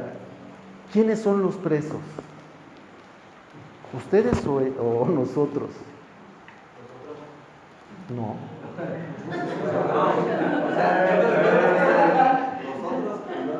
Los otros. Sí. Entonces, les digo, lo único que se necesita para ser abogado es que sepas que la vida tiene límites. Y es que sepas que esta masa encefálica que aquí tenemos, no los diferencia a ustedes conmigo, ni con los sabios, simplemente que la utilizaron. Y algunos no queremos hacerlo. Queremos estar siempre esperando. Tengo una esperanza que sucedan las cosas. Las cosas no se dan por espontaneidad. Es con trabajo, con constancia, compromiso. No con la pareja, no con... ¿Sí? Entonces, metiéndome un poco al académico, ¿verdad? Esto, hay muchos que quieren continuar, están en la parte placentera, en el que no me esfuerce de nada. Pero ¿sabes que hay una realidad? ¿Sí? Lo que haces, se paga. ¿Cuándo? Tarde que temprano, pero lo pagas. Ojalá no sea como Luis Althusser. O sea, y a veces nos vamos a sentir culpables de algo. ¿Por qué? Porque nunca lo hemos verbalizado. O por lo que es peor, no sabemos pedir perdón. Pero ¿saben qué? No es pedirle perdón a otra gente. Perdonarse uno mismo. ¿En qué momento me empecé a perder? ¿Cuándo se me fue el valor? Ahora que trae mucho en boga esto de los valores. ¿Cuándo se me quitó el valor de ser solidario, empático? Saber que si yo voy a dañar a esa persona, por algún lugar lo voy a pagar. Lo que les digo, uno paga, no allá, aquí. A lo mejor, como todo el mundo dice, no están todos los que son, ni son todos los que están. Pero están ahorita aquí. La única diferencia que ustedes sí pueden hacer un gran proyecto de vida, mientras no les arranque su proyecto de vida, están del otro lado. Porque si no tienen un proyecto de vida, saldrán y más se van a tardar en salir que en volver. Sí. Era lo que quería comentar, por ejemplo, ahorita que comentó usted que tenemos que esperarnos o tenemos que tener esperanza de salir. Yo digo que muchos piensan así de tener esperanza de salir y hacer alguna cosa o darse la oportunidad de hacer algo. Yo digo que no hay necesidad de esperarnos si podemos aprovechar el tiempo que estamos aquí. Exacto. Por ejemplo, yo, sí. a los compañeros de aquí los oriento por disposiciones jurídicas, les ayudo a hacer escritos de petición. Muchos ya han desistido de decir, ya, no, hay que echarle ganas a pelear por la libertad. No hay asunto que no se pueda realizar. Exacto. No creo que nada más haya un Víctor Fran en el mundo. Igual les ayuda a conseguirle abogados de oficio. Sí. Y es presionar. Exactamente. Ustedes lo están diciendo. Cuando sale. No, desde ahorita. O sea, que tengo que hacer ¿por qué me lo tienen que decir cuando yo sé que esto me va a dar un mejor ambiente? O sea, mucha gente piensa que la gente que está aquí son los malvados, No es cierto. Yo sí les quiero jurar que la primera vez que entré a Santa Marta, Catitla, fuimos a dar una exhibición de artes marciales. Yo en ese tiempo, pues, era joven, tenía mi estómago de lavadero. Ahorita lo tengo de lavadora, pero... Sí, entonces fui con unos compañeros a dar una exhibición de artes marciales. Pero desde que entramos, una tensión muy fuerte, no sé. Estábamos chavos, unos 17 años. Ya entramos, dimos la exhibición y entonces nos llevan al comedor y nos dan mole con pollo. Éramos 4 compañeros. 6.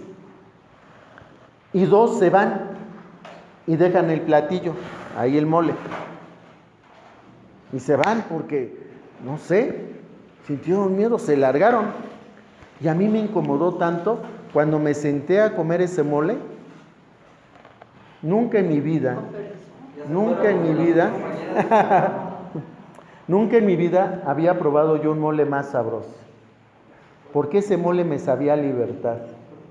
Porque ese mole, muchos de los que estaban internos, cuando entré, varios me decían, jefecito, regálame un pesito, jefecito.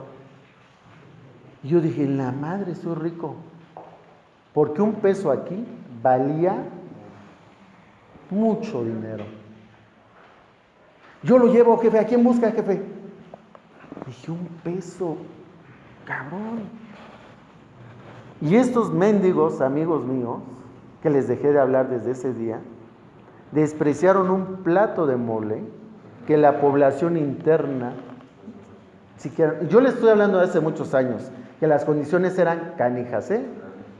Ahorita quieran o no, sí tienen un poquito más de cosas. No, yo les estoy hablando de 1989, 90, no sé. Tengo 52 años, les digo, tenía unos 17, 16, 17, 18. Entonces yo dije, ¿cómo dejaron ese mole? La gente se pelearía por eso. Si me pedían un peso, no tenía ni qué comer. ¿Sí? Ahí sí existía todavía la gente por la sobrepoblación, que se amarraba con su suéter para quedarse dormido por la sobrepoblación. ¿Sí? Entonces, ya salí de ahí y entonces empecé a ver que era millonario porque podía caminar donde yo quería, podía ver a mis seres queridos. ¿Sí? Y eso me hizo empezar a creer que había una ciencia para que no hubiera estas desigualdades y que se llamaba el derecho. Hasta ahí todavía no. Ya después hago esta carrera que les dije de pedagogía y vi que aquí había unos grandes responsables de mucha gente que está acá adentro. Yo estudié pedagogía y entonces descubrí que habíamos unos insensatos, habíamos responsables de quién los había traído a este tipo de recintos, a hospitales, a psiquiátricos. ¿Y saben quiénes eran? ¿Quiénes son esos responsables? ¿Quién creen? Claro.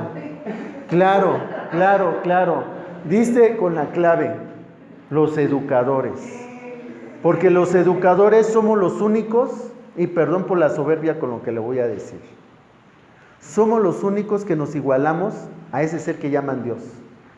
Porque Dios toca almas.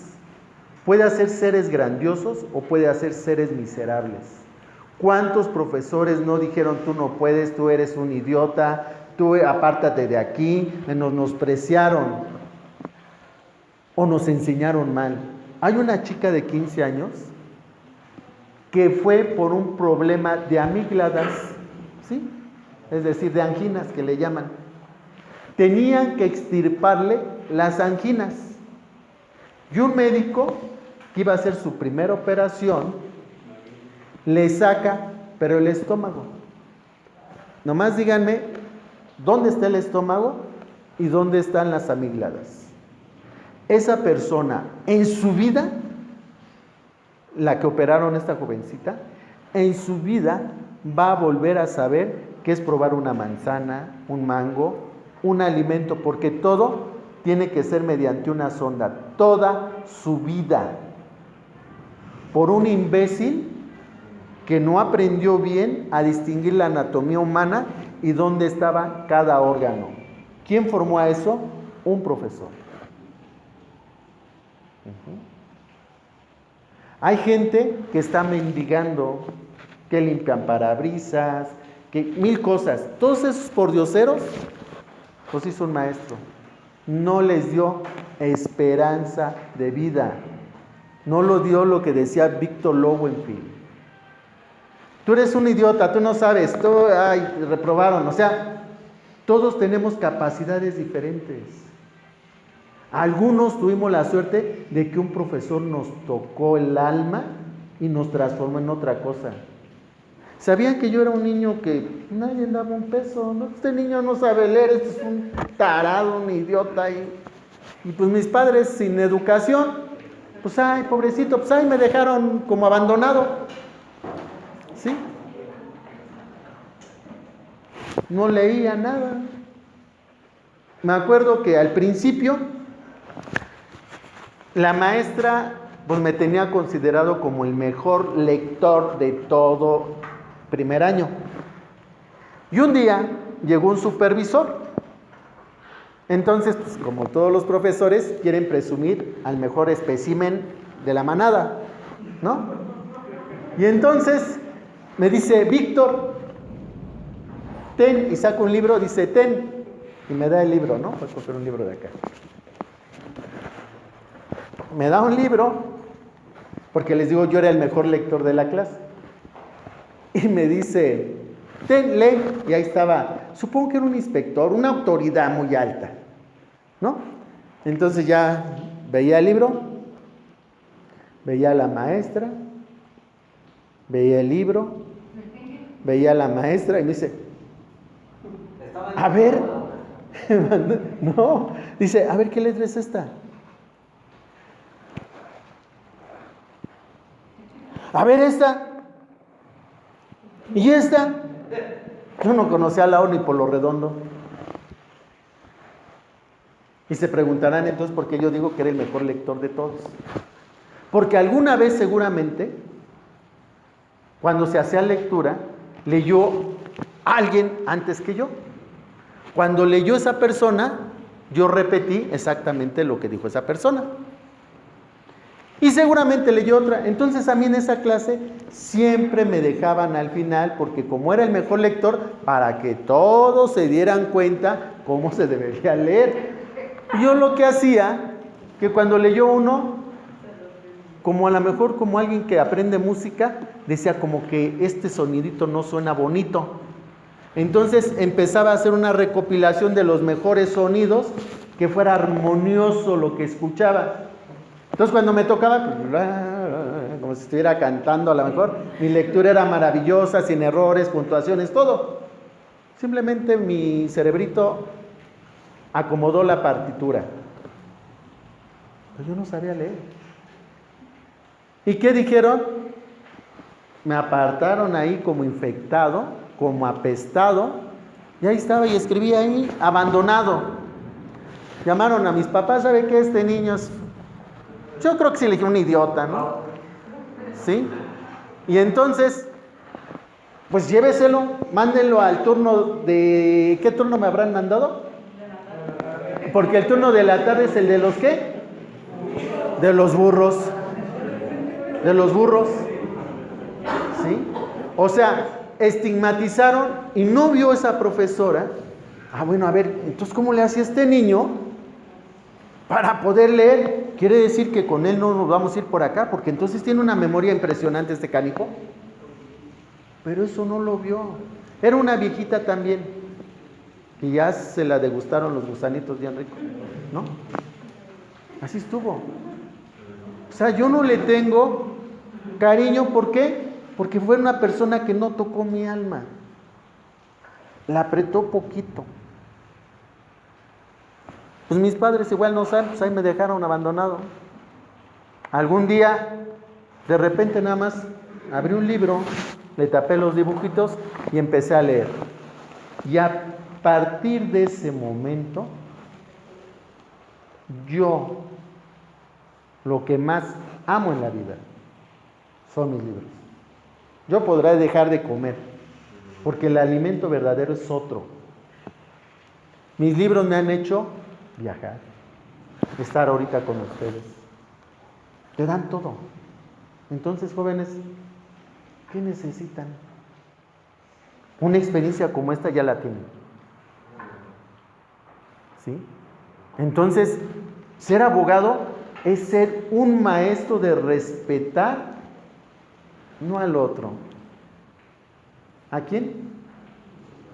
A uno y a la gente que uno ama.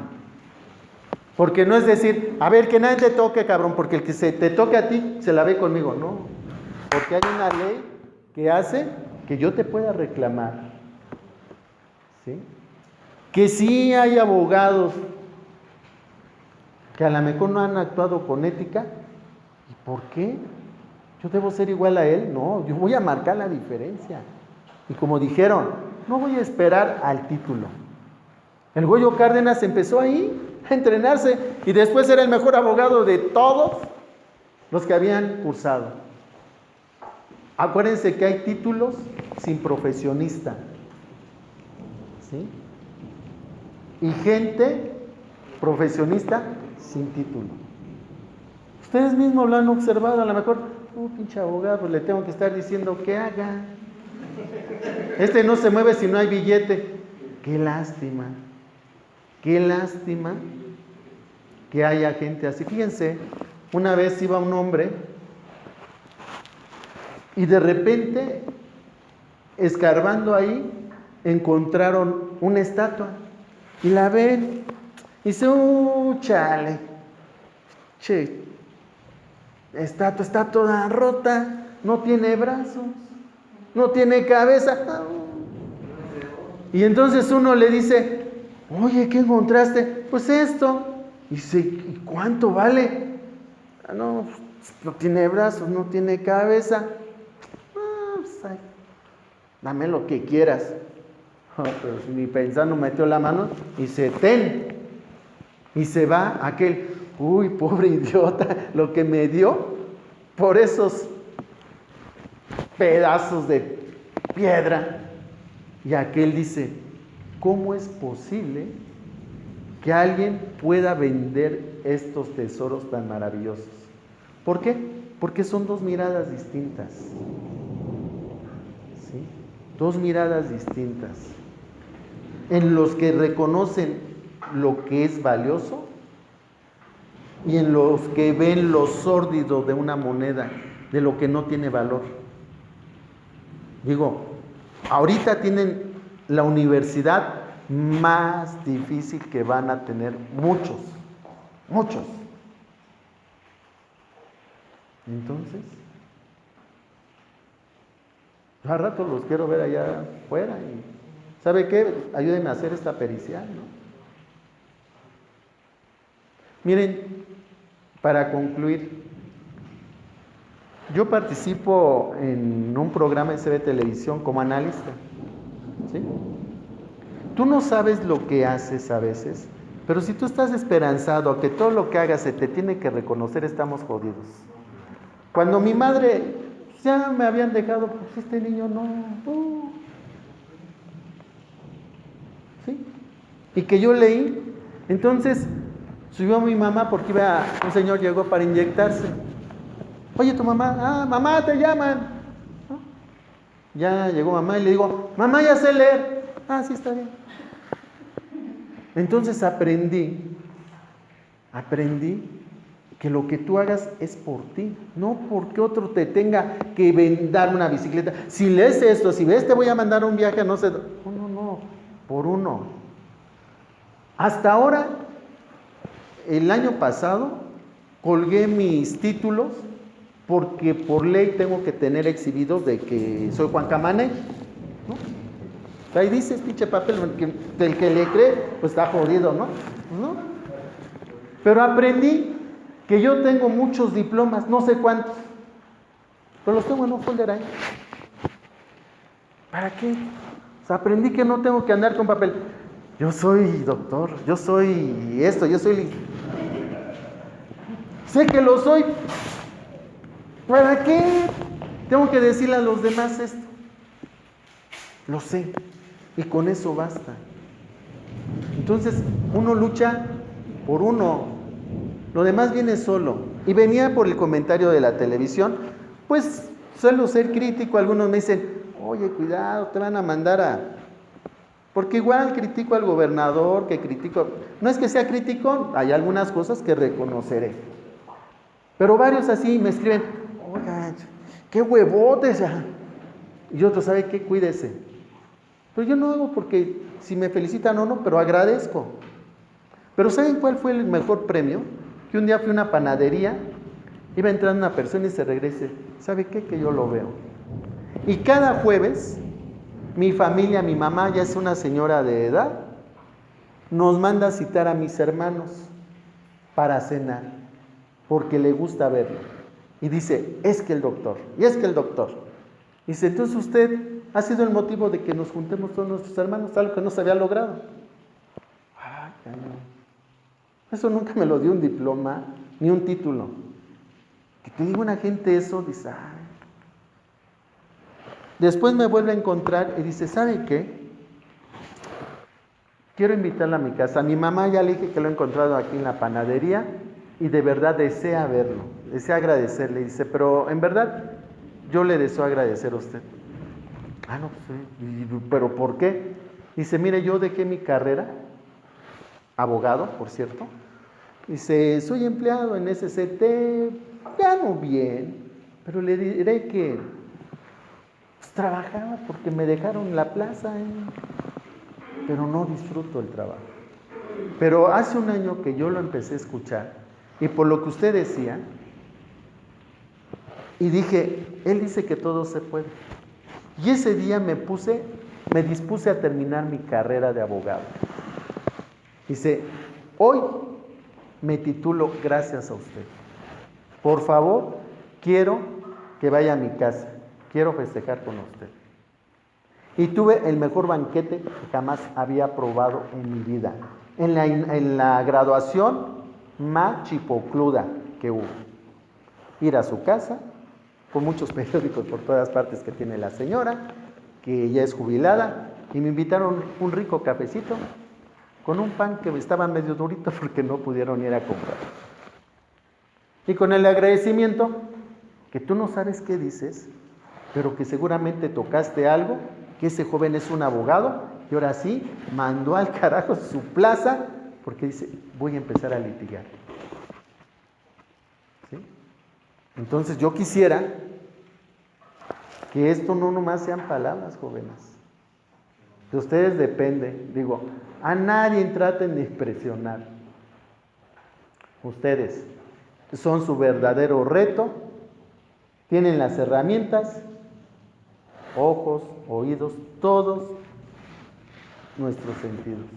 Por ahí yo creo que lo han leído, porque pues, la gente más informada que existe son las que están en las prisiones. Escuchan el radio todo el día, se leen todas las noticias, o sea, de verdad conocen el mundo. ¿Sí? Entonces, ¿que estamos jodidos? No, jodidos aquel que por ahí ponían el ejemplo. ¿Sabes qué? Dices que no tienes dinero, que eres pobre, ok. Te voy a dar $1,000,000 por una mano. Órale, constantes y sonantes. No, pues ¿cómo crees? Bueno, 5 millones por las dos. ¿Con qué trabajo? Bueno, por los pies te voy a dar 10 millones por cada uno. Y les apuesto, vende uno de tus ojos en, ¿qué te gusta? 5 millones. ¿Lo venderán?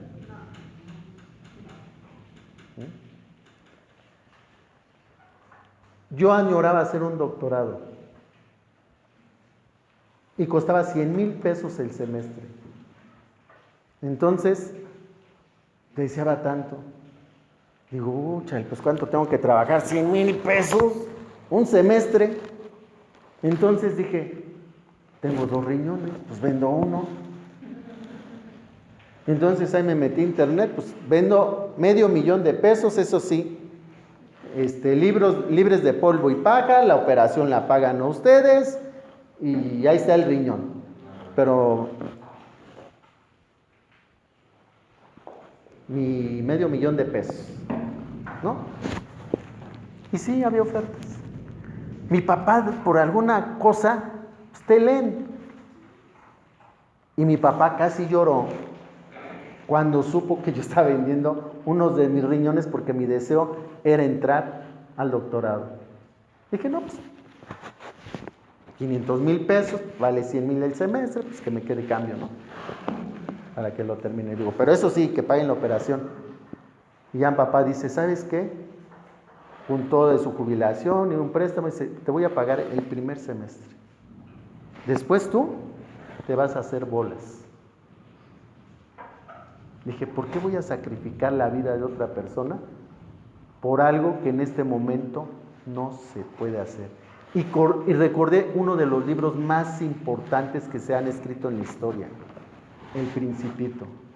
Si no lo han leído, vuélvanlo, o léanlo o vuélvanlo a leer.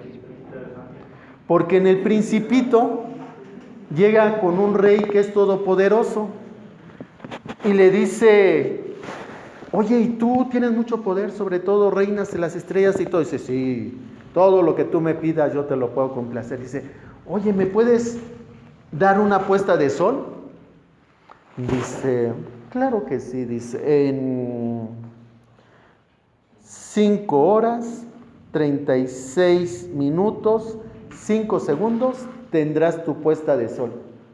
Oye, pero pues no, que tú gobiernas todo. No, es que hay que esperar que se den las condiciones. Dice, si yo le ordeno a un soldado que se aviente de un precipicio y no lo hace, ¿quién tiene la culpa por no cumplir lo que se pidió? ¿Él o yo? ¿Quién cree que la tenga? El rey. ¿Por qué? Porque yo no voy a pedir cosas que sean imposibles, que no se puedan hacer o que no se den las condiciones. Si yo le incumplo es porque es algo absurdo. Estoy dando una ley y por tanto algo que no se puede cumplir. Entonces no es que me desobedezcan, estoy dando una orden de algo que no se puede hacer. Entonces, recordé El Principito, y yo no soy de los que leo y paso, no. Ahorita no son las condiciones, yo no puedo juntar 100,000 pesos, ni voy a sacrificar a otra persona, y también me estoy sacrificando, porque efectivamente papá dice, oye, pero ve lo que estás pensando, ¿quieres estudiar algo de psicología? No vas a pasar ni en el examen si está bien pinche loco.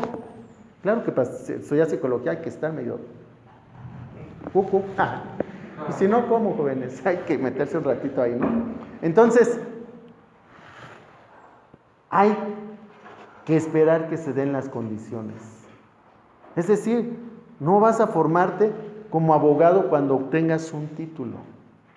Cuando aprendas que la ley es un principio de regular, tu principio de realidad, de placer con el de realidad.